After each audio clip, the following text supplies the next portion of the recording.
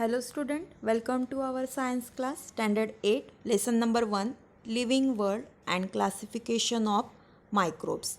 In this lesson we study about the biodiversity and need of classification, five kingdom system, then characteristic of kingdom Monera, kingdom Protista and kingdom Fungi and classification of microbes.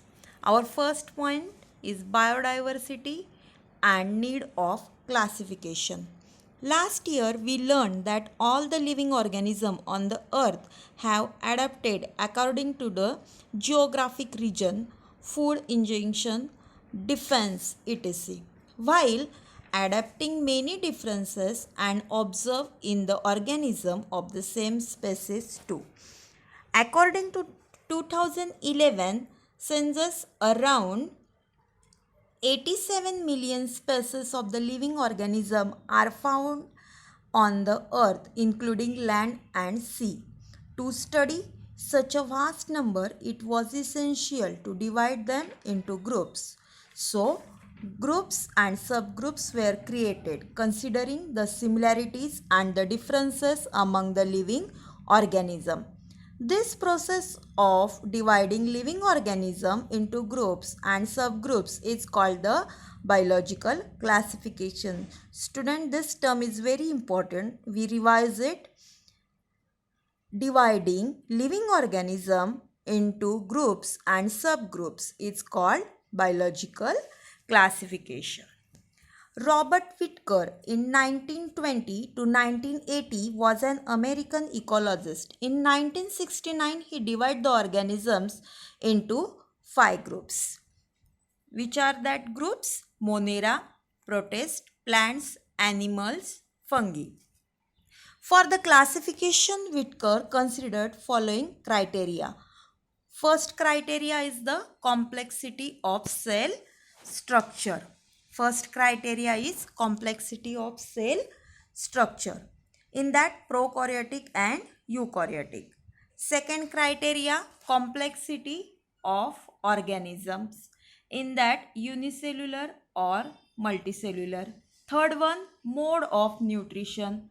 Plants, autotrophic, photosynthesis. Fungi, saprophytic, absorption from the dead organism. Animals, heterotrophic and the ingestive. Fourth point is the life cycle. Plants, producer, animals, consumer, fungi, decomposer. Fifth point, phylogenetic relationship, prokaryotic to eukaryotic and unicellular to multicellular. Here the chart is given to you, which is simply show the how the living organism are classified. Living organism are classified into two subgroups, prokaryotics and eukaryotics. Prokaryotes divided into again unicellular. In that kingdom Monera is there. Eukaryote divided into unicellular and multicellular. In eukaryotes, unicellular kingdom Protista is there, and eukaryotes multicellular kingdom Fungi, kingdom Plantae and kingdom Animalia.